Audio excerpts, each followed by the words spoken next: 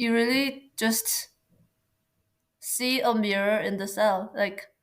I think Norwegian prisons create an environment where it really provides this self reflection, and it creates a safe space for you to do so. Every person knows why they're there. When you are already aware of that, you don't need guards and strangers to tell you that you've done something wrong. Like, you already know it. I'm Thomas, and this is The Mirror in My Cell. My normalish life was interrupted when some stowaway cannabis of mine reappeared at a Belarusian border checkpoint. The charge would be for 3 to 7 years. I was forced to witness myself and understand the power I do have. Now I want to meet the others who've been changed by incarceration.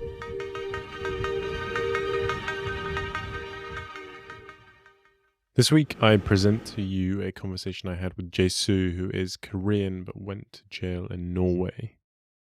You might not hear a more relatably funny person's story than hers of ending up incarcerated, but how imprisonment dissects your reality and your stories is just as true, even if you're getting croissants and watching Breakfast at Tiffany's, as if you're in prison in, for example, Belarus.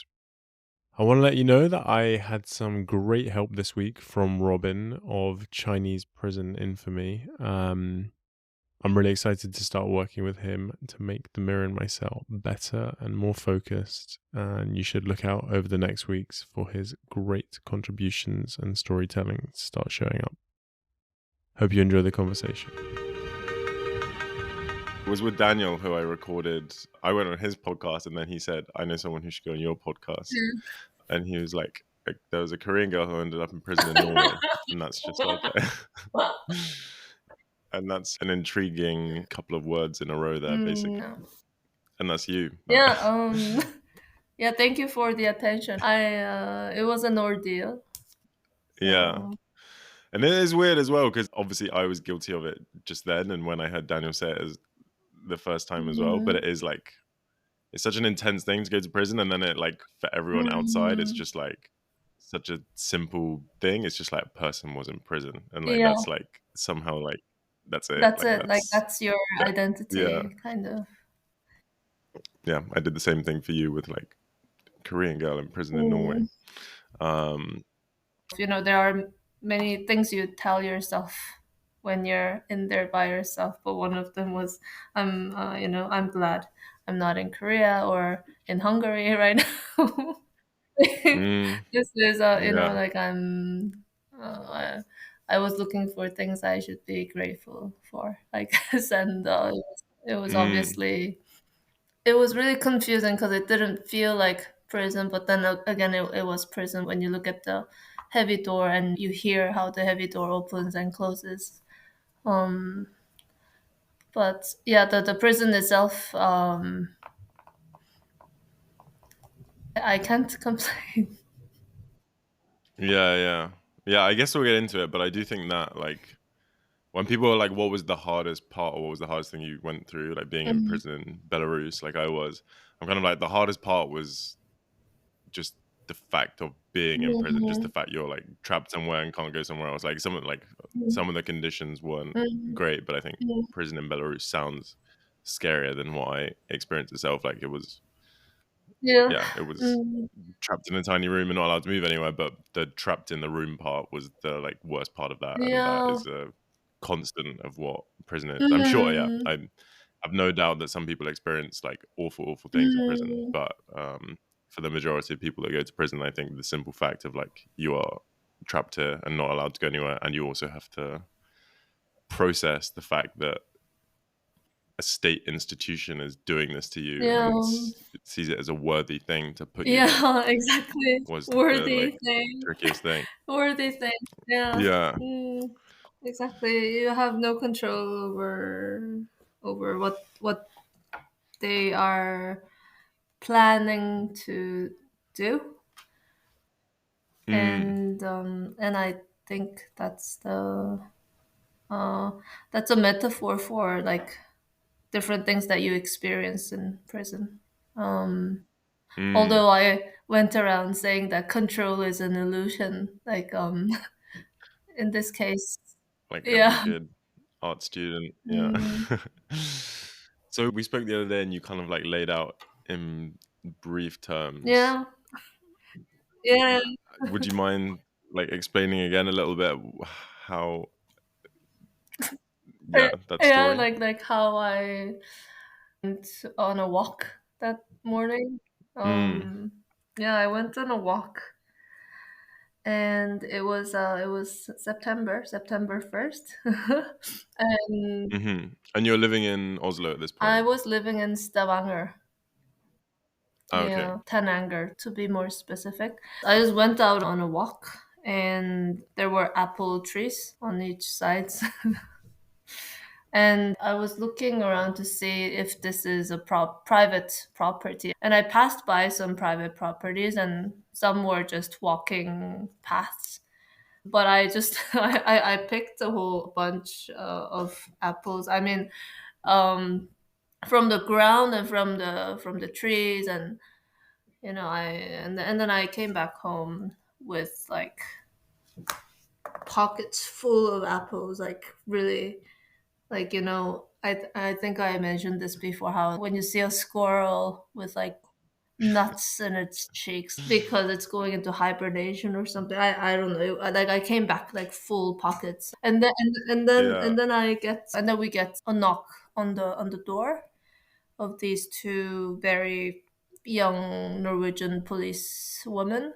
And yeah, because I was living with my ex, and while he was talking to them, I was running around the apartment trying to find like all the apples that I brought, like, and I all of a, all of a sudden like got really paranoid about like where I placed them. Of course they were in one place in the kitchen, but then I kept thinking like, did I bring an apple to the balcony, or like did I put it somewhere else?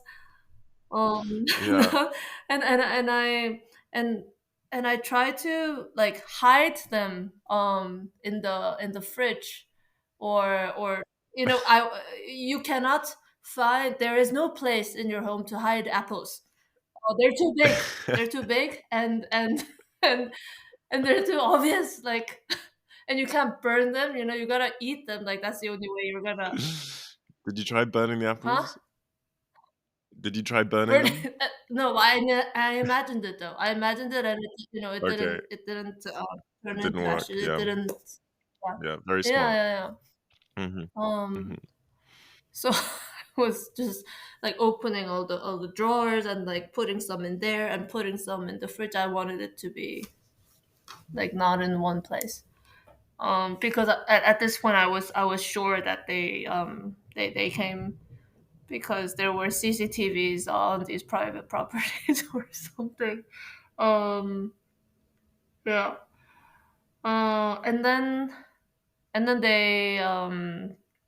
of course my ex like offered them coffee because we didn't know what was going on. And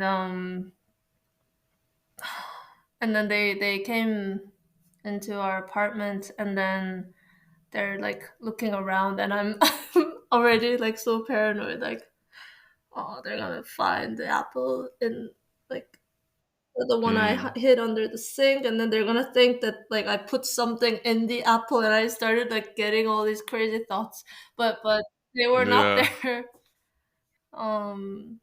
That was the what, how do you say this, like, they were there not for the apples, but for, Uh, that was, yeah. um yeah. so And was being in a foreign country part of that? Or exactly. like, I don't know, would it? Exactly, being Yeah. in a foreign country, Mhm. because I think being a foreigner means, in some way, that you're visiting the host country's home, right? And Mm. so if you picture yourself in somebody's home, you don't go around, and you don't go to the garden and pick their apples, and Yeah, or yeah. you do everything that a guest should do, kind of. Um, Mhm.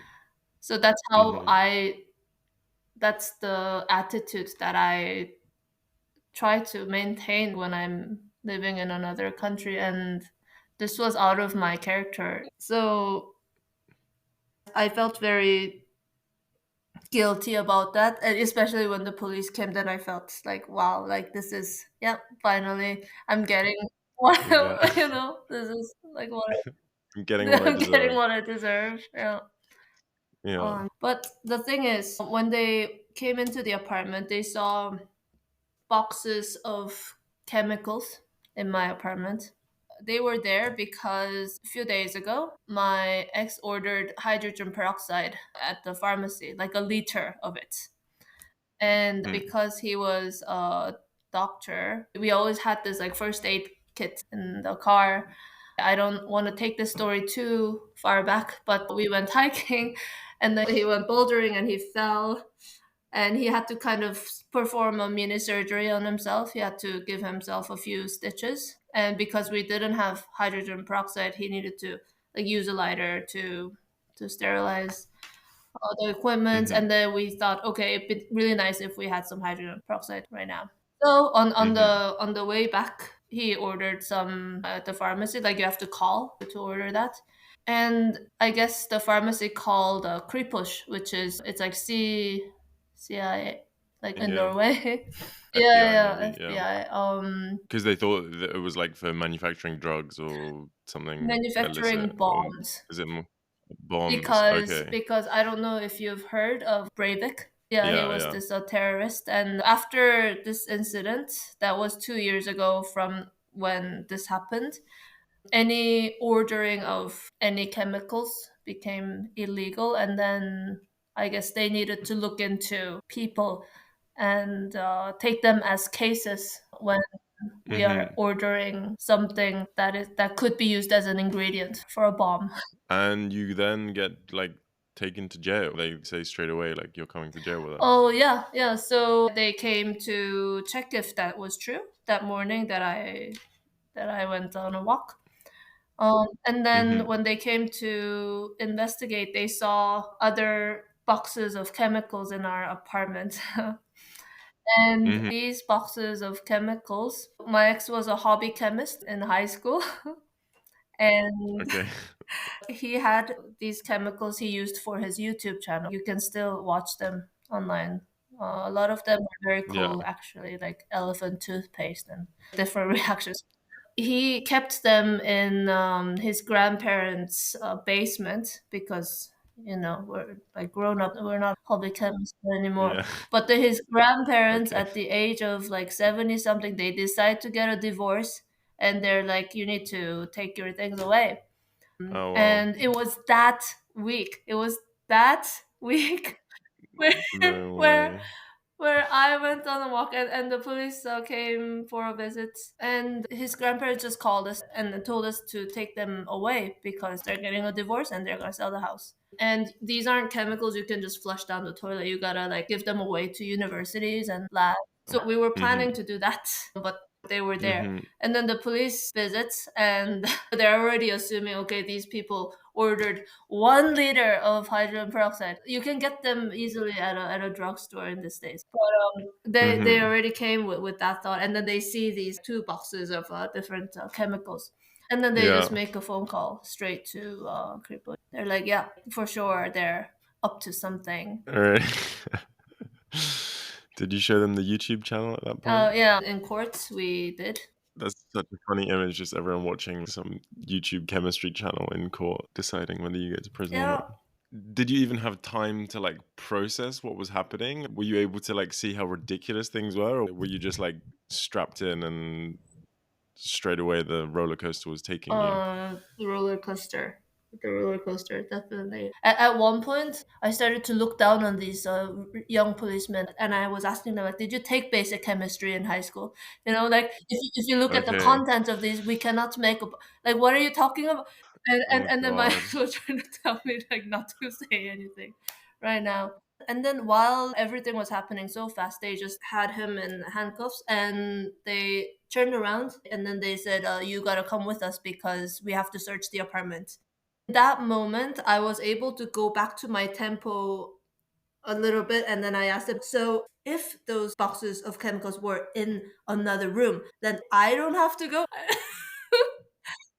Yeah. All of a sudden, I stopped worrying about my ex and I started worrying about myself, and I felt like it was so unfair. Mm. Yeah. Everything from like, why did they have to get a divorce now? And like, why couldn't they just keep the Yeah. chemicals like in their basement? And why did the Mm. pharmacy call Kripos right away instead of asking us what our intentions are?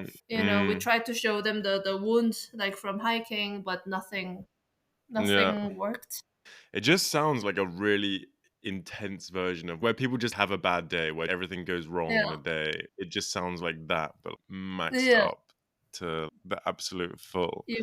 Part of the ambition with these conversations is Mhm. to help people recognize themselves. I think there's this morbid fascination that people have with prison and the prison experience because it's so Mm. different than what their life is. Mm.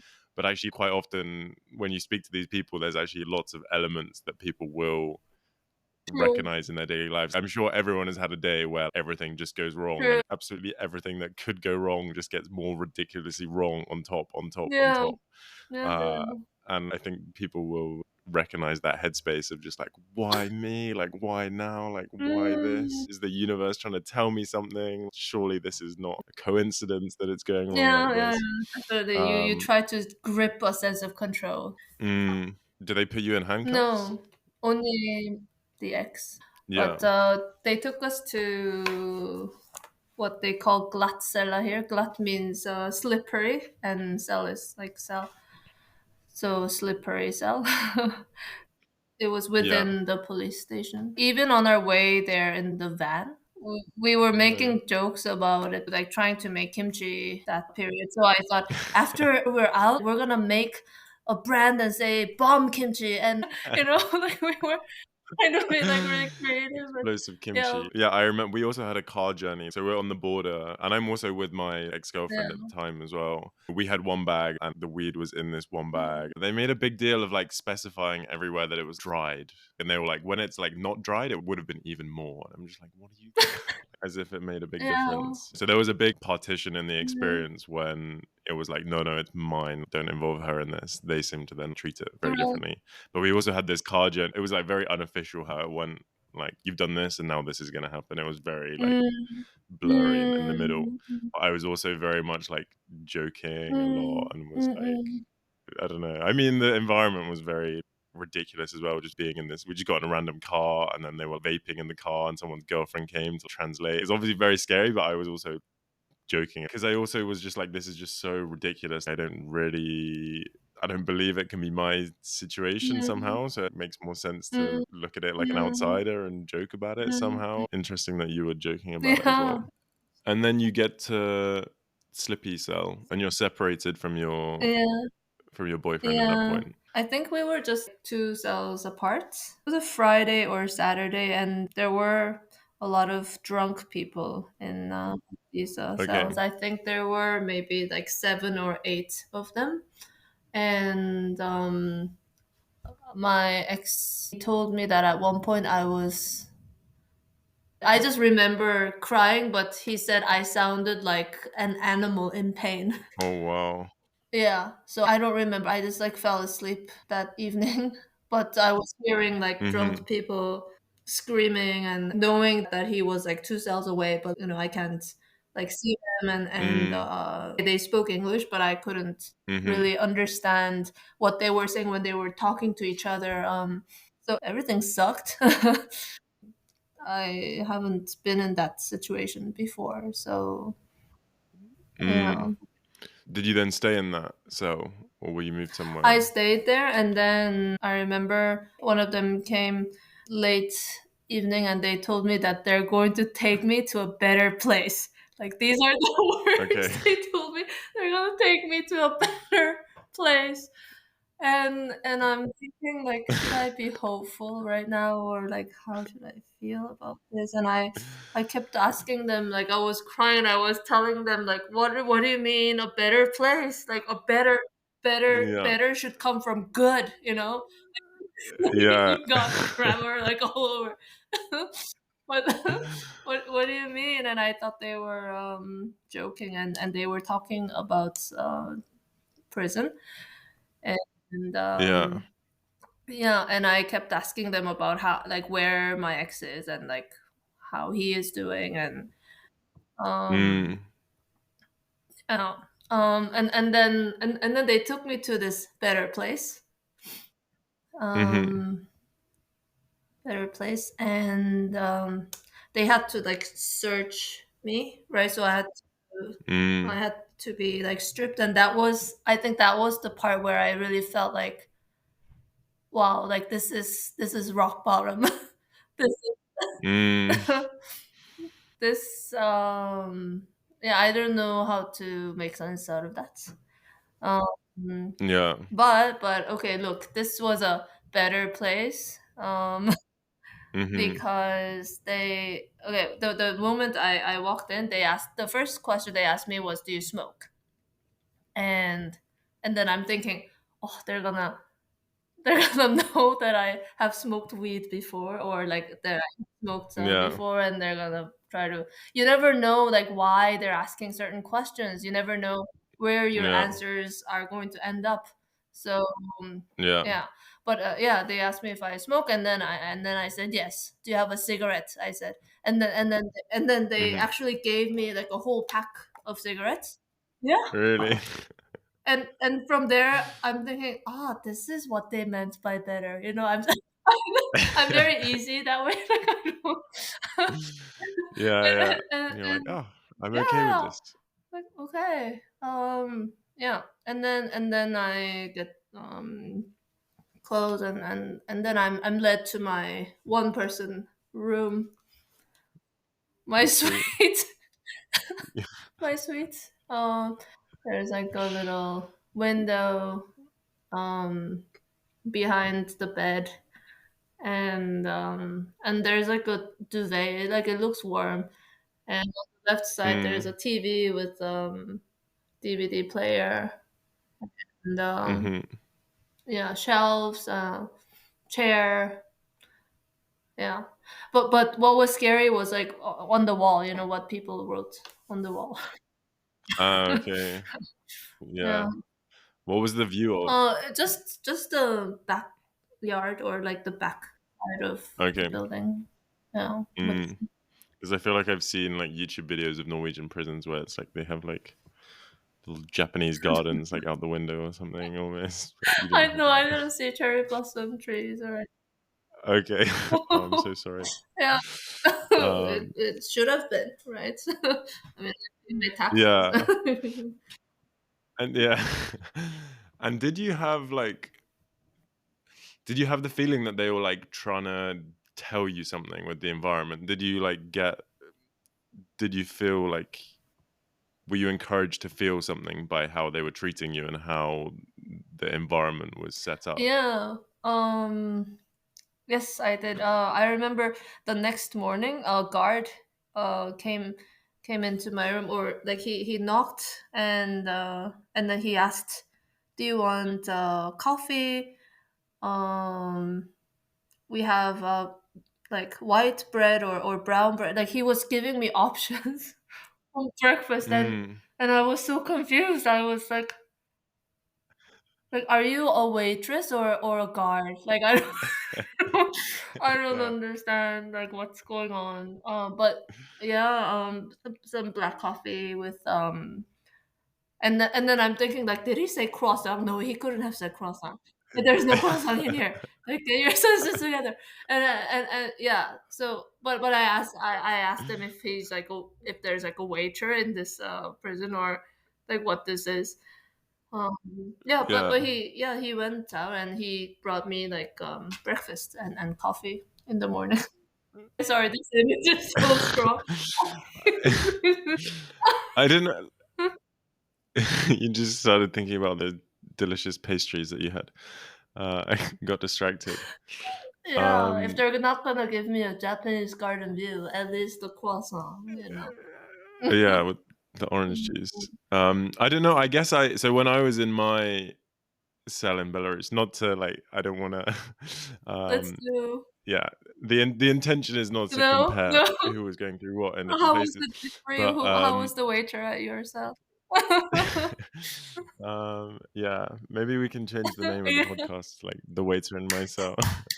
Like, we had a window that, like, looked out, and we, like, faced outwards of the Mhm. prison. Like, there was the first room I was in, like, looked in on the prison, so I saw kind of, like, like, what you would have been able to see the yard, and then on the other side, we, like, were on the outer wall of the prison, so you, like, could see Mm. beyond the Mm. prison.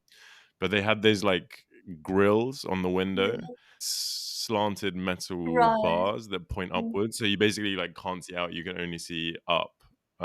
So it's like your view is basically blocked Mm. out, like, they've designed the Mm. windows so that you can't see out of them, Mm. basically. I remember having this thought in my head where it's like, it was someone's job to, like, decide what angle that was. Like, Mm. it Mm. was someone was deciding how much of the Mm. world we Mm. were allowed to see. Like, that was actually a choice that someone Right. made Mm. about how much view there would be for us, and they've chosen it at this just, Mm. like, ruthlessly stingy angle that looks out on the world, Mm. and that was Mm. part of, like, the architecture of, like, who you are in this situation. Mm. Like, it was literally like, you are all bad people and you are being Mm. Punished. punished Mm. now, like, Mm. um Mm.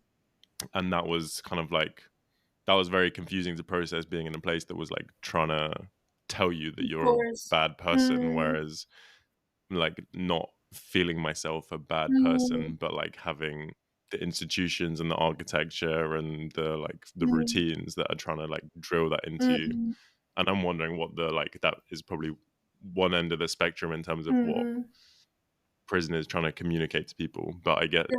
I'm interested if Mm. you, like, was Norway trying to communicate something different to you about who you were and what you had done, I Yeah. guess. You know, yeah. I think that's a very interesting thing you noticed there, right? The Rates division, that yeah. people come back to prison is very low. Yeah, Is very exactly. low in Norway. Mm, mhm, mm, And there is a reason for that, I think. Not because mm, prisoners are thinking, "Oh, that was a terrible place. I never want to go back there, so I'm gonna behave myself." Right? It's mm, more that you really just see a mirror in the cell. I think Norwegian prisons create an environment where it really provides this self reflection and it creates a safe space for you to do so mm, because every person knows why they're there. So when you are already aware of that, you don't need guards and strangers and the architecture of you don't need you don't need that to tell you that you've done something wrong. Like you already know it. That's a Mm. really, yeah, that's a really good way of saying it, and I kind of, yeah, it's something that I've been thinking about a lot, like, Mm. what actually lots of people that I'm speaking to now in these conversations, it feels like they got something very Mm. useful out of Mm-mm. prison, but also instinctively they really, like, despise the place and, like, Mm. hate what Mm-mm. they would hate the fact they were there and hate what the, like, the institution was trying to do to Right. them. And it's very hard to, like, reconcile that, like, the room for personal growth with the disagreeable Mm. way that they've approached Mm-mm.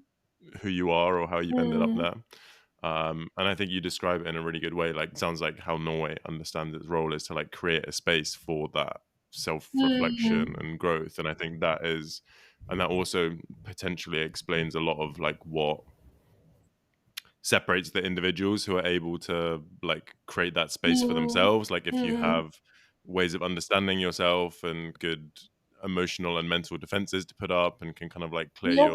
clear your head Mm. for Mm. yourself, that makes you very able to have a different experience of prison versus someone who's, where the architecture and the social environment, like, shakes them and messes them around a lot, where they can't create a safe space for themselves in some Right, way. right. um Because maybe like people who's done wrong don't deserve a safe space. It's an easy conclusion to make, right? You've done something wrong, you're getting mm, punished. Yeah. But mm, for example, I talked to all the ladies there, and it's only because I thought they were going to give me more cigarettes, but I gave them out to everybody there because I thought, Yeah. That's other yeah, the inmates. other inmates, yeah. Yeah. Mhm. I gave them out because I thought I was gonna get another one, but why? Because I was so curious about like why they're all there, and one of them Mm. actually, I was looking for a lighter, and the only girl who had a lighter was in prison because she was schizophrenic, and she would set fire around town with her boyfriend whenever they had a fight Oh, or wow. something. But she was the Okay. only person there with a lighter, you Crazy. know? And Yeah. yeah, so that's the level of like second chance, and Mm. but she's super careful with the lighter. She takes good care of Mm. it. Mm. So yeah, we she was my smoking buddy. But yeah, Okay. that's the type of like trust that Mm. that they give to men. Yeah. But you said earlier, like, everyone knows why they're Mm, there, and, like, you knew why you were mm, there, but you knew that it was, like, wrong that you were there as well, yeah, like, were you doing any, like, reflection on yourself or on your own life in that yeah. space? Um, yeah, it's. I guess you could compare it to the COVID times, maybe.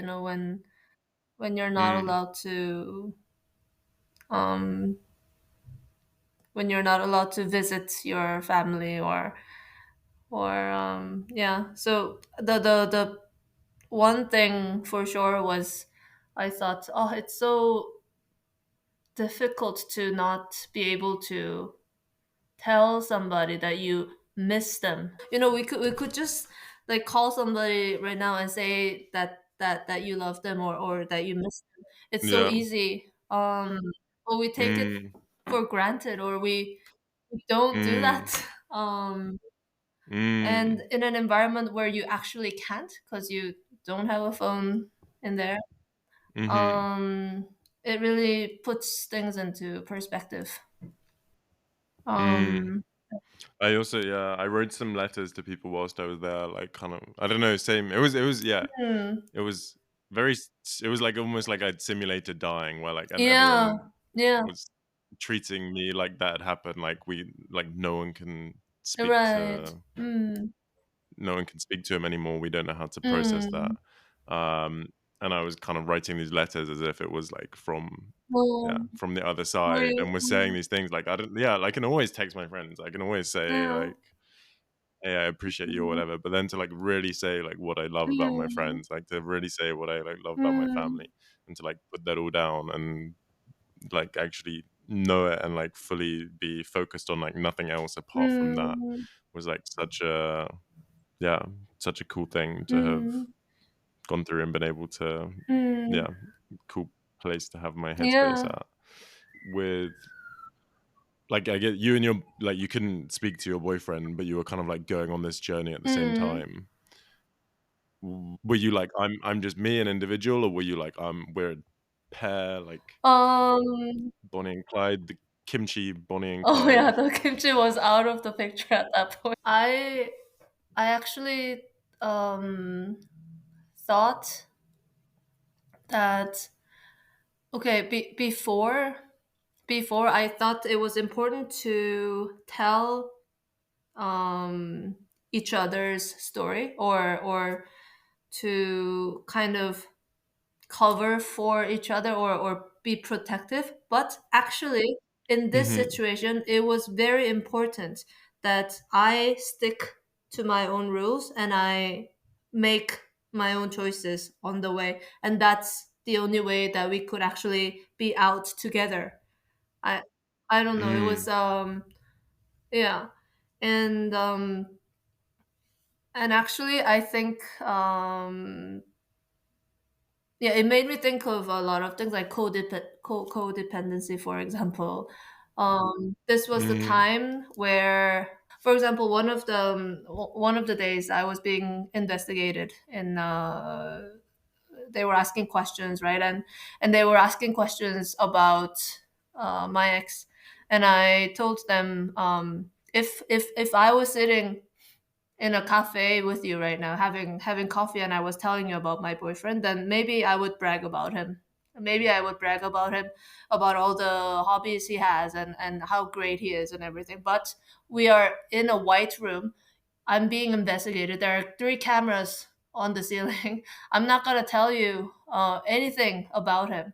Not as a not as a friend. Not because this is not the setting to do so. So I was very strict about talking about myself and not about him, so that he could talk for himself as well. And I was hoping that he would do the Mm. same. Um, Mhm. yeah. So no, there. I just it was really like there was a mirror, and I had to. I wanted to stick to my own reflection. Yeah, Mm. and about like did I ever think ill about him about this? No, because we were in the situation together, and this was just a Mm. really like you said in the beginning, like everything went wrong on that day, and then this needed to happen. um Mm. so yeah. And were you like creating a story for why it had happened, or why it was happening to you, like in a bigger sense? Did you get to a place where you like, this is happening at this point in my life for these reasons, and it's an opportunity to look in the mirror because Right. I need to see this thing Mhm. or recognize in this in thing? that moment, I hated everyone except for that Okay. waiter who offered me. Mhm. Yeah. And also that other guard who I was one of the days I had a panic attack, and she came into the cell, and she sat by my bed, and she offered me a snooze, and she told me like her story about how she decided to. So except for those two people, I hated everybody. I couldn't make sense of any of the situation. Um, Mm. to look at things in a bigger sense. I don't think that came before before before somebody reflected, or somebody showed me their mirror, or like Mm. how you say after you get out and you share your story with everyone, right? Or most people, because Mm. you're this is a very unusual situation, and you're trying to process it. And it's not enough that you Mm. just tell your therapist about it. So you tell some people, but you tell them in a way where it's like, okay, you're the only person I'm saying this to, because Mm. this is something, It's so yeah, intimate, very yeah. intimate. And like it wasn't my plan, like it wasn't my intention. It's just something that happened to me. um and then I remember, I I could feel that they were judging me, like from this fact that I was, yeah. Mm. So that's when I thought, okay, I need to make a different narrative for this. I Mm. need to kind of make sense out of it, or make a story that's where I could make sense out of it myself. So when I'm faced with judgment, um that I'm not lying in bed for 10 days because I'm sad that this Mhm. person saw me that way. Yeah, but it happened, of Mhm. course. Yeah, it happened. Mm. Mm. And so have you found like a equilibrium of how you understand it, or how you have processed? I mean, where it's like years later, it's like a year later for me as well, and where Yeah, it's still like talking about it and thinking about it and like trying to make sense of it somehow. Like, do you yeah. like, why are we doing that? Do you think, or is it just yeah? um we're doing that because it worried the people who loved us. We were there,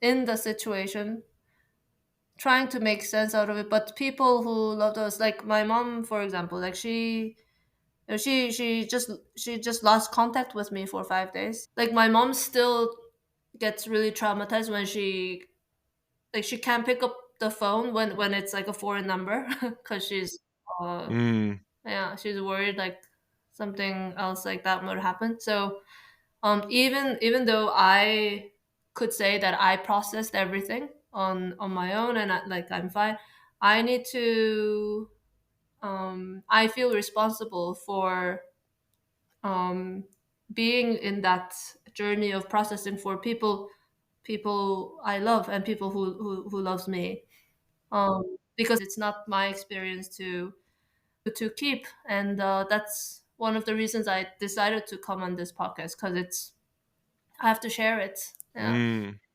Yeah, I appreciate it a Mm. lot. I hope it feels like it's been yeah, a, a nice conversation or helpful Yeah, as that yeah, as part of that of journey. course. At the very beginning, I said it's not my agenda is not to like compare what happens, Well, and I think people yeah. might compare our experiences or say, "Well, I was like oppressed in a darker way than you were." It makes just as much sense to me to like speak to you who was in prison in Norway Mhm. for 5 days as someone who was like in prison for like multiple years for murder or Mhm, something. Like it mhm. does it feels like there is to be so removed and have such like a break in your life Mhm. and have be like so Yeah.